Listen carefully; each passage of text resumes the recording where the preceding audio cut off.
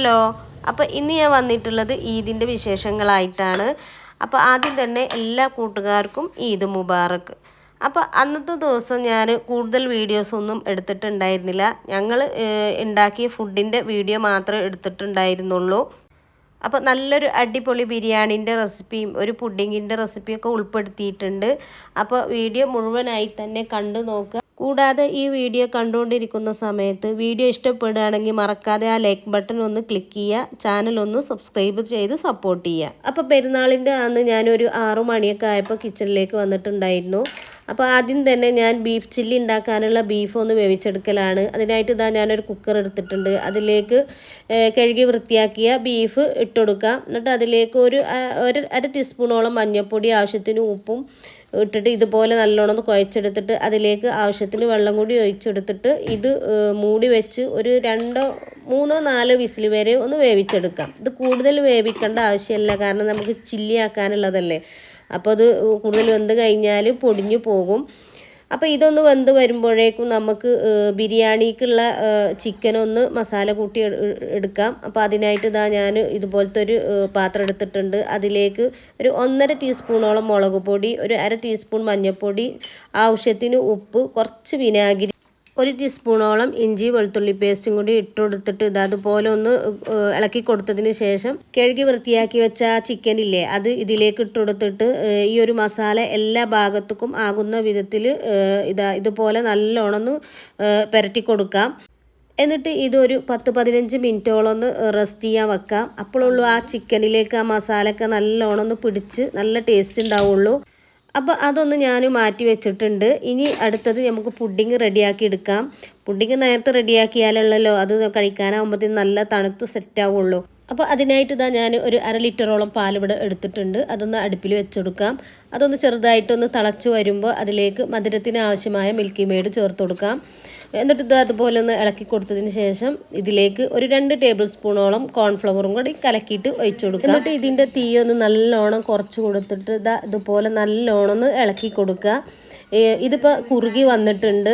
ഇനി തീ ഓഫ് ചെയ്ത് കൊടുക്കാം. ഇനി ഇതൊന്ന് ചെറുതായിട്ടൊന്ന് തണുത്ത് വരണം. ഇതൊന്ന് ചൂടാറി വരുമ്പോഴേക്കും നമുക്ക് അടുത്ത പരിപാടി നോക്കാം. ഇതിന് ഉപയോഗിക്കുന്ന ഒരു സേമിയ ഉണ്ടല്ലോ അതൊന്ന് വറുത്തെടുക്കണം. അപ്പോൾ അതിനായിട്ട് ഞാനിതാ ഒരു പാൻ അടുപ്പിൽ വെച്ചെടുത്തിട്ടുണ്ട്. അതൊന്ന് ചൂടായി വരുമ്പോൾ അതിലേക്ക് ഒരു 50 ഗ്രാമോളം ബട്ടർ ഇട്ട് കൊടുത്തിട്ടുണ്ട്. ഇനിയിപ്പോൾ ഇതൊന്ന് മെൽറ്റായി വരുമ്പോൾ ഈ പൊടിച്ച് വെച്ച വെർമിസെല്ലി ഉണ്ടല്ലോ ഇതിലേക്ക് ഇട്ട് കൊടുക്കാം. ഇത് പഞ്ചസാരയും പാൽപ്പൊടിയും കൂടി ചേർത്തിട്ട് പൊടിച്ചെടുത്തതാണ്. എന്നിട്ട് നല്ലോണം ഒന്ന് റോസ്റ്റാക്കി എടുക്കുക. ഇതിൽ പഞ്ചസാരയും പാൽപ്പൊടിയൊക്കെ ചേർത്തത് കൊണ്ട് തന്നെ നല്ല ടേസ്റ്റാണ് കേട്ടോ, അടിപൊളി ടേസ്റ്റാണ്. അപ്പോൾ ഇത് ഞാൻ നല്ലോണം ഒന്ന് റോസ്റ്റാക്കി എടുത്തിട്ടുണ്ട്. ഇനി ഇതൊന്ന് ചൂടാറി വന്നിട്ട് വേണം ഇതൊന്ന് സെറ്റ് ചെയ്യാനായിട്ട്. അപ്പോൾ നേരത്തെ ഉണ്ടാക്കി വെച്ച ആ ബാറ്ററില്ലേ അതും സേമിയനൊക്കെ ചൂടാറി വന്നിട്ടുണ്ട്. ഇനി നമുക്ക് ഇതൊന്ന് സെറ്റ് ചെയ്തെടുക്കാം. അപ്പോൾ അതിനായിട്ട് ഞാനിവിടെ ഒരു ബൗൾ എടുത്തിട്ടുണ്ട്. ഇനിയിപ്പം ഇതിലേക്ക് നേരത്തെ റോസ്റ്റ് ചെയ്തെടുത്ത ആ ഒരു ബെർമിസെല്ലില്ലേ സേമിയം അത് ഇതുപോലെ ഒന്ന് ഇട്ടുകൊടുക്കാം. ഞാനിപ്പോൾ ഇത് 2 ലെയറായിട്ടാണ് കേട്ടോ റെഡിയാക്കി എടുക്കുന്നത്. ഇനിയിപ്പം നേരത്തെ നമ്മൾ റെഡിയാക്കി വെച്ച ആ ഒരു ബാറ്ററില്ലേ അത് ഇതിൻ്റെ മുകളിലായിട്ട് ഒഴിച്ചു കൊടുക്കുക. ഇനി അടുത്ത ലെയറും കൂടി ഞാൻ ഇതുപോലെ ഒന്ന് റെഡിയാക്കി എടുക്കുന്നുണ്ട്. ഈ ഒരു പുഡിങ് നല്ല അടിപൊളി ടേസ്റ്റാണ് കേട്ടോ. ആ ഒരു പാൽപ്പൊടിയും വിപ്പിംഗ് ക്രീമും ഒക്കെ വരുമ്പോൾ തന്നെ അടിപൊളി ടേസ്റ്റാണ്. ഇപ്പം നമുക്കൊരു പുഡിങ് കഴിക്കണം തോന്നുകയാണെന്നുണ്ടെങ്കിൽ പെട്ടെന്ന് റെഡിയാക്കി എടുക്കാൻ പറ്റിയൊരു പുഡിങ് തന്നെയാണ് കേട്ടോ ഇത്. അപ്പോൾ പുഡിങ് ഞാനിവിടെ മൊത്തത്തിൽ സെറ്റാക്കി എടുത്തിട്ടുണ്ട്. ഇനി ഇതിലേക്ക് വേണ്ടത് വിപ്പിംഗ് ക്രീമാണ്. അപ്പോൾ അതിനായിട്ട് ഞാനിതാ റിച്ചിൻ്റെ വിപ്പിംഗ് ക്രീമാണ് കേട്ടോ എടുത്തിട്ടുള്ളത്. നല്ല അടിപൊളി ടേസ്റ്റാണ് ഈ ഒരു ക്രീമിന്. ഇതൊന്ന് ബീറ്റ് ചെയ്തെടുക്കണം. നമ്മൾ കേക്കിനൊക്കെ ക്രീം ബീറ്റ് ചെയ്യും പോലെ നല്ലോണം തിക്കായിട്ടൊന്ന് ബീറ്റ് ചെയ്യണ്ട, ചെറുതായിട്ട് ഒന്ന് ഇതുപോലെ ലൂസിൽ ബീറ്റ് ചെയ്തെടുക്കാം. എന്നിട്ട് ഇതിൻ്റെ മുകളിൽ ഇതുപോലെ ഒന്ന് ഒഴിച്ചു കൊടുക്കാം. അപ്പോൾ പുഡിങ് ഇവിടെ റെഡി ആയിട്ടുണ്ട്, സെറ്റാക്കി എടുത്തിട്ടുണ്ട്. ഇനി ഇതിൻ്റെ മുകളിലായിട്ട് കുറച്ച് വെർമിസെല്ലിയും കൂടി ഇട്ടുകൊടുക്കാം ഒരു ഭംഗിക്ക് വേണ്ടിയിട്ട്. അപ്പോൾ നമ്മുടെ നവാബി ഷമായി പുഡിങ് ഇവിടെ അടിപൊളിയായിട്ട് തന്നെ സെറ്റാക്കി എടുത്തിട്ടുണ്ട്. നല്ല ടേസ്റ്റാണ് കേട്ടോ ഈ ഒരു പുഡിങ് കഴിക്കാൻ. ഈദിനും പാർട്ടിക്കൊക്കെ റെഡിയാക്കി എടുക്കാൻ പറ്റിയ ഒരു പുഡിങ് തന്നെയാണ് ഇത്. ഇനി ഇത് ഫ്രിഡ്ജിൽ വെച്ചൊന്ന് തണുപ്പിച്ചെടുക്കണം. ഇത് തണുപ്പിച്ചിട്ട് കഴിക്കാനാണ് കേട്ടോ നല്ല ടേസ്റ്റ്. പിന്നെ ഇപ്പോൾ ഇത് റെഡിയാക്കാനായിട്ട് ഒരുപാട് സമയമൊന്നും വേണ്ട കേട്ടോ. നമുക്കിപ്പോൾ ഒരു ഗസ്റ്റൊക്കെ വരുന്നുണ്ട്, നമുക്കൊരു പുഡിങ്ങൊക്കെ ഉണ്ടാക്കണം തോന്നുകയാണെന്നുണ്ടെങ്കിൽ പെട്ടെന്ന് റെഡിയാക്കി എടുക്കാനായിട്ട് പറ്റുന്ന ഒരു പുഡിങ് തന്നെയാണ് കേട്ടോ ഇത്. കഴിഞ്ഞ ഈദിനും ഞാൻ ഈ ഒരു പുഡിങ് തന്നെയാണ് കേട്ടോ ഉണ്ടാക്കിയത്. ഇവിടെ എല്ലാവർക്കും നല്ലോണം ഇഷ്ടമായിട്ടുണ്ടായിരുന്നു. ഇനി ഇത് ഇത് ഫ്രിഡ്ജിലേക്ക് വെച്ചുകൊടുക്കുക. നല്ലോണം ഒന്ന് തണുത്ത് സെറ്റായി വരട്ടെ. പുഡിങ്ങൊക്കെ ഒന്ന് റെഡിയാക്കി ഒന്ന് സെറ്റാക്കി കഴിഞ്ഞപ്പോഴേക്കും നമ്മൾ നേരത്തെ വേവിക്കാൻ വെച്ച ആ ഒരു ബീഫ് ഉണ്ടല്ലോ, അത് ഇവിടെ വന്നിട്ടുണ്ട്. ഇനി തീ ഓഫ് ചെയ്തിട്ട് ഇതിൽ ആവിയൊക്കെ ഒന്ന് പോയി ഇതൊന്ന് ചൂടാറി വരുമ്പോഴേക്കും നമുക്ക് അടുത്ത പരിപാടി നോക്കാം. അപ്പോൾ ഞാൻ നേരത്തെ ചിക്കൻ ബിരിയാണിക്കുള്ള ചിക്കനും ഒന്ന് മസാല പുരട്ടി വെച്ചിരുന്നല്ലോ, ഇനി അതൊന്ന് ഫ്രൈ ആക്കി എടുക്കാം. അപ്പോൾ അതിനായിട്ട് ഞാനൊരു ചട്ടി വെച്ചെടുത്തിട്ടുണ്ട്. അതിലേക്ക് ആവശ്യത്തിന് എണ്ണ ഒഴിച്ചു കൊടുത്തിട്ട് ഈ ഒരു ചിക്കൻ അതിലേക്ക് ഇട്ടുങ്ങാണ്ട് ഒന്ന് ഫ്രൈ ആക്കി എടുക്കണം. ഈ ഒരു ചിക്കൻ ഉണ്ടല്ലോ, ഇത് നല്ലോണം ഒന്നും ഫ്രൈ ആക്കി എടുക്കേണ്ട ആവശ്യമില്ല. ഇത് ബിരിയാണിക്കുള്ള ചിക്കൻ ആയതുകൊണ്ട് തന്നെ ജസ്റ്റ് ചെറുതായിട്ടൊന്ന് ഫ്രൈ ആക്കി എടുത്താൽ മതി. അപ്പോൾ അതാ ചിക്കൻ ചെറുതായിട്ടൊന്ന് ഫ്രൈ ആയി വന്നിട്ടുണ്ട്. ഇനി ഇത് എണ്ണയിൽ നിന്ന് കോരി ഒരു പ്ലേറ്റിലേക്ക് മാറ്റി കൊടുക്കാം. അപ്പോൾ അതാ മുഴുവനായിട്ട് ഞാനിതാ ഒരു പ്ലേറ്റിലേക്ക് മാറ്റി കൊടുത്തിട്ടുണ്ട്. ഇനി ബാക്കിയുള്ള ചിക്കനും കൂടി ഇതുപോലെ ഫ്രൈ ആക്കി എടുക്കാം. ഈ ഒരു ബിരിയാണിക്കുള്ള ചിക്കൻ റെഡിയാക്കുമ്പോൾ ഇതിലേക്ക് കൂടുതൽ മസാല ഒന്നും ചേർക്കേണ്ട ആവശ്യമില്ല കേട്ടോ. നമ്മൾ ബിരിയാണിക്ക് മസാല റെഡിയാക്കുമല്ലോ, അപ്പോൾ അതിൽ കിടന്നിട്ട് തന്നെ ഈ ഒരു ചിക്കന് നല്ല ടേസ്റ്റ് ആയിരിക്കും. ഇനിയിപ്പോൾ ഈ ഒരു ചിക്കൻ ഒന്ന് ഫ്രൈ ആയി വരുമ്പോഴേക്കും ഇതിലേക്കുള്ള ബിരിയാണി റൈസ് റെഡിയാക്കാനായിട്ടുള്ള അരി ഒന്ന് കഴുകിയെടുക്കാം. അപ്പോൾ അതിനായിട്ട് ഞാൻ ഈ ഒരു കപ്പിന് 3 കപ്പളവ് അരിയാണ് എടുത്തിട്ടുള്ളത്. ഇതിപ്പോൾ ഒരു 1 kg അരി ഉണ്ട്. ഈ ഒരു കപ്പിന് 3 കപ്പ് അരി എടുത്താൽ 1 കിലോ ആണ് കണക്ക്. ഈ ഒരു അരി ഏതാണ് അരി എന്നൊന്നും എനിക്കറിയില്ല കേട്ടോ. കാരണം ഞങ്ങളുടെ നാട്ടിൽ എല്ലാ ചെറിയ പെരുന്നാൾക്കും പിന്നെ ഇവിടെയുള്ള ഒരു വക അരിയും ബീഫും അതിക്കുള്ള സാധനങ്ങളൊക്കെ ഞങ്ങൾക്ക് കിട്ടാറുണ്ട്. ഞങ്ങൾക്കല്ല, ഈ നാട്ടിൽ മൊത്തം എല്ലാവർക്കും കിട്ടാറുണ്ട്. അതുകൊണ്ട് തന്നെ ഇത് ഏതാ അരി എന്നൊന്നും അറിയില്ല. അപ്പോൾ ഞാനിവിടെ റൈസിനുള്ള അരി എടുത്തിട്ട് ബാക്കിയുള്ള അരി ഇതുപോലെ ഒന്ന് കവർ ചെയ്ത് വെക്കുന്നുണ്ട്. ഇനിയിപ്പോൾ ഇത് ഒരുപാട് സമയം വെള്ളത്തിലിട്ട് കുതിർത്ത് വെക്കുന്നൊന്നുമില്ല കേട്ടോ, ജസ്റ്റ് ഒന്ന് കഴുകിയെടുക്കലാണ്. പിന്നെ ഇപ്പോൾ ബിരിയാണിക്കുള്ള റൈസും തന്നെ നമ്മൾ നെയ്ച്ചോറൊക്കെ കുക്കറിലിട്ടൊന്ന് അടിച്ചെടുക്കൂലേ, അതേപോലെ ഒന്ന് അടിച്ചെടുക്കലാണ്. അതുപോലെ ബിരിയാണി റൈസ് റെഡിയാക്കി എടുക്കുകയാണെന്നുണ്ടെങ്കിൽ ഉണ്ടല്ലോ, ബിരിയാണിക്ക് നല്ല ടേസ്റ്റുമാണ്. പിന്നെ നമ്മുടെ സമയം കുറേ ലാഭിക്കാം. അപ്പോൾ അരിയൊക്കെ ഒന്ന് കഴുകി വൃത്തിയാക്കി വെച്ചപ്പോഴേക്കും നമ്മുടെ നേരത്തെ ചിക്കൻ ഫ്രൈ ആക്കാൻ വെച്ചിരുന്നില്ലേ, അതൊക്കെ ഒന്ന് ഫ്രൈ ആക്കി എടുത്തിട്ടുണ്ട്. ഇനി ആ ഒരു എണ്ണയിലേക്ക് തന്നെ കട്ട് ചെയ്ത് വെച്ച് ഉള്ളി ഒന്ന് ഇട്ട് കൊടുക്കാം. കുറച്ച് ഉപ്പും കൂടി ഇട്ടുങ്ങാണ്ട് അതുപോലെ ഒന്ന് നല്ലോണം ഒന്ന് ഇളക്കി കൊടുക്കാം. ഇനിയിപ്പോൾ ഇത് നല്ലോണം ഒന്ന് വഴന്ന് വരണം. അപ്പോൾ അതിനായിട്ട് ഇതുപോലൊരു അടപ്പ് വെച്ചിട്ട് ഇതൊന്ന് മൂടി വെച്ച് കൊടുക്കാം. ഈ ഒരു ബിരിയാണി മസാല റെഡിയാക്കി എടുക്കുമ്പോഴേക്കും നമ്മുടെ ബിരിയാണി റൈസും ഇതിൻ്റെ ഒപ്പം റെഡിയാക്കി എടുക്കണം. അപ്പോൾ അതിനായിട്ട് ഞാനൊരു കുക്കർ അടുപ്പിൽ വെച്ചെടുത്തിട്ടുണ്ട്. അതൊന്ന് ചൂടായി വരുമ്പോൾ അതിലേക്ക് ആവശ്യത്തിന് വെളിച്ചെണ്ണ ഒഴിച്ചു കൊടുക്കാം. എന്നിട്ട് അതൊന്ന് ചൂടായി വരുമ്പോൾ അതിലേക്ക് സ്പൈസസ് ഇട്ടുകൊടുക്കണം. എന്നിട്ട് അതൊന്ന് പൊട്ടി വരുന്ന സമയത്ത് ഇതിലേക്ക് നമ്മൾ നേരത്തെ കഴുകി വെച്ച ആ ഒരു ബിരിയാണീൻ്റെ അരി ഉണ്ടല്ലോ, അത് ഇതിലേക്ക് ചേർത്ത് കൊടുക്കുക. എന്നിട്ട് ഇതൊരു 2 മിനിറ്റ് നല്ലോണം ഒന്ന് ഇളക്കി കൊടുത്തതിന് ശേഷം ഇതിലേക്ക് ആവശ്യത്തിന് വെള്ളം കൂടി ഒന്ന് ചേർത്ത് കൊടുക്കാം. ഇതിൻ്റെ മുന്നേ നമ്മൾ ഇതിലേക്ക് ഉപ്പ് ചേർത്ത് കൊടുത്തിട്ടില്ല. ഈ ഒരു ടൈമിൽ നമുക്ക് ഇതിലേക്ക് ഉപ്പും കൂടി ചേർത്ത് കൊടുക്കാം. എന്നിട്ട് ഇത് വീണ്ടും ഒന്ന് നന്നായി ഒന്ന് ഇളക്കി കൊടുത്തതിന് ശേഷം ഇത് ഒരു 2 വിസിൽ വരുന്നത് വരെ ഒന്ന് വേവിച്ചെടുക്കണം. ഇങ്ങനെ നമ്മൾ ബിരിയാണിക്ക് റൈസ് റെഡിയാക്കി എടുക്കുകയാണെന്നുണ്ടെങ്കിൽ നമുക്ക് സമയം ലാഭിക്കാം. നല്ല ടേസ്റ്റുമാണ് കേട്ടോ ഈ ഒരു റൈസിന്. ഇനിയിപ്പോൾ ഇതൊന്ന് മൂടി വെച്ചെടുത്തിട്ടുണ്ട്. ഇതൊരു 2 വിസിൽ വരുന്നത് വരെ നമുക്കൊന്ന് വേവിച്ചെടുക്കാം. അപ്പോൾ അതൊന്ന് വെന്ത് വരുമ്പോഴേക്കും നമ്മൾ നേരത്തെ ബിരിയാണി മസാല റെഡിയാക്കാനായിട്ട് വെച്ച ഉള്ളി ഉണ്ടല്ലോ, അതിവിടെ നന്നായി ഒന്ന് വഴന്ന് വന്നിട്ടുണ്ട്. ഇനി അതിലേക്ക് ഇഞ്ചി വെളുത്തുള്ളി പേസ്റ്റ് ഒരു 2 ടീസ്പൂണോളം ചേർത്ത് കൊടുക്കാം. എന്നിട്ട് ഇതുപോലെ നല്ലോണം ഒന്ന് വഴറ്റി കൊടുത്തതിന് ശേഷം അതിലേക്ക് ഒരു 3 തക്കാളിയും കൂടി കട്ട് ചെയ്തത് ചേർത്ത് കൊടുത്തിട്ടുണ്ട്. എന്നിട്ട് വീണ്ടും ഇതുപോലെ നല്ലോണം ഒന്ന് ഇളക്കി കൊടുക്കുക. ഇനി അതും ഒന്ന് വഴന്ന് വരാൻ വേണ്ടിയിട്ട് ഞാനൊരു അടപ്പ് വെച്ചിട്ടൊന്ന് മൂടി വെച്ച് കൊടുത്തിട്ടുണ്ട്. ഇനി ഇതും നല്ലോണം ഒന്ന് വഴന്ന് വരട്ടെ. അപ്പോൾ നമ്മുടെ ഉള്ളിയും തക്കാളിയും എല്ലാം നല്ലോണം ഇവിടെ വഴന്ന് വന്നിട്ടുണ്ട്.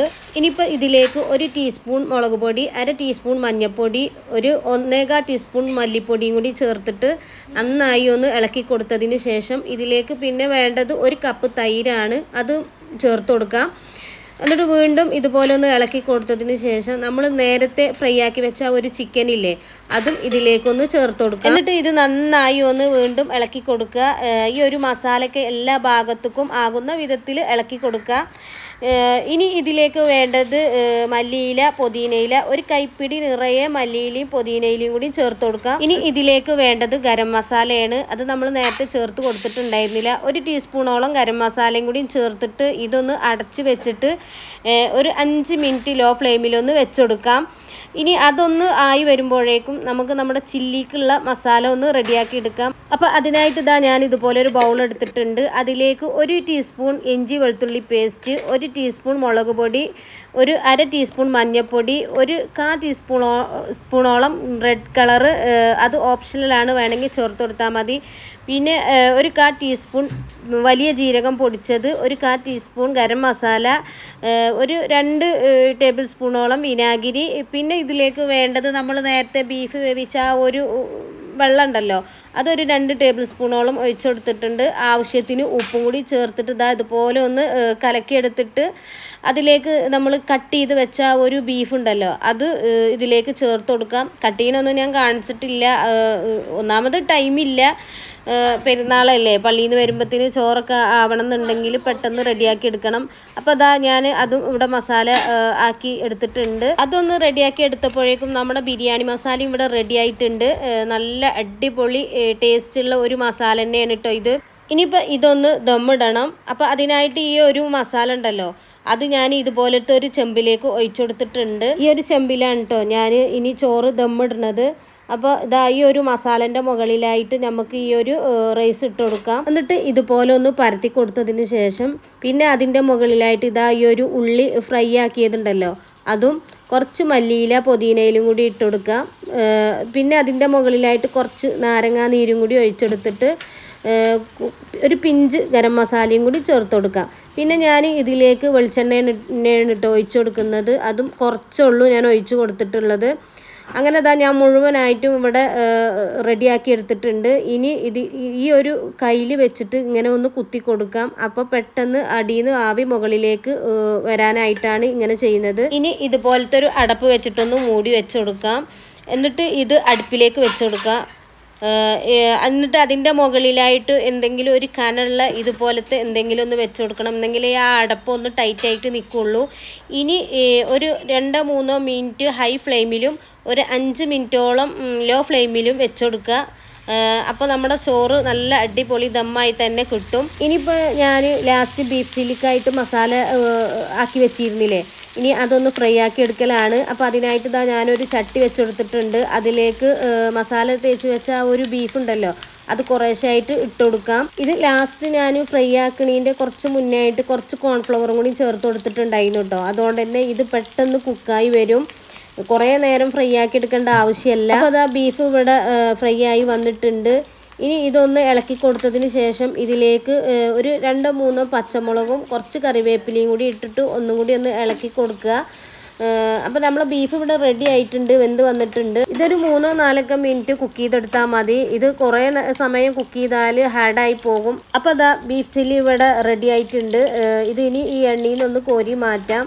അപ്പോൾ ഞാൻ ഇത് മുഴുവനായിട്ട് തന്നെ എണ്ണയിൽ നിന്ന് കോരി മാറ്റിയിട്ടുണ്ട്. ഈ ഒരു ബീഫ് ചില്ലി നല്ല ടേസ്റ്റാണ് കേട്ടോ, ഇത് കഴിക്കാൻ അടിപൊളി ടേസ്റ്റാണ്. കുക്കിംഗ് പരിപാടിയൊക്കെ കഴിഞ്ഞിട്ടുണ്ട്. ഇനി കുളിക്കണം, മറ്റുള്ള ജോലികളൊക്കെ കഴിഞ്ഞിട്ടുണ്ട് കേട്ടോ. ഞാൻ കുക്കിംഗ് ചെയ്തപ്പോഴത്തേനും മോള് മറ്റുള്ള പണികളൊക്കെ ചെയ്തതുകൊണ്ട് ഞങ്ങൾ എല്ലാ പരിപാടിയും കഴിഞ്ഞിട്ടുണ്ട്. ഇനി ഇക്ക പള്ളിയിൽ നിന്ന് വന്നാൽ ഞങ്ങൾ ഫുഡ് കഴിക്കും. അപ്പോൾ ഇത്രയൊക്കെ ഉള്ളൂ കേട്ടോ ഞാൻ ഇതിന് ഉണ്ടാക്കിയിട്ടുള്ളത്. അപ്പോൾ എല്ലാം ഞാനിവിടെ റെഡിയാക്കി വെച്ചിട്ടുണ്ട്. ഇനി ഫുഡ് കഴിക്കലാണ്. അപ്പോൾ ഇന്നത്തെ വീഡിയോ ഇത്രേ ഉള്ളൂ. വീഡിയോ മുഴുവനായി തന്നെ കണ്ടു നോക്കുക. വീഡിയോ കണ്ടുകൊണ്ടിരിക്കുമ്പോൾ നിങ്ങൾക്ക് ഇഷ്ടമായിട്ടുണ്ടെങ്കിൽ ആ ലൈക്ക് ബട്ടൺ ഒന്ന് പ്രസ് ചെയ്യുക, ഒന്ന് സബ്സ്ക്രൈബ് ചെയ്ത് സപ്പോർട്ട് ചെയ്യുക. ഒരു ഇമേജെങ്കിലും ഒന്ന് കമൻ്റ് ഇടാനായിട്ട് ശ്രദ്ധിക്കുക. അപ്പോൾ അടുത്തൊരു വീഡിയോ ആയിട്ട് വരുന്നത് വരേക്കും എല്ലാ കൂട്ടുകാർക്കും അസ്സലാമു അലൈക്കും, ബൈ.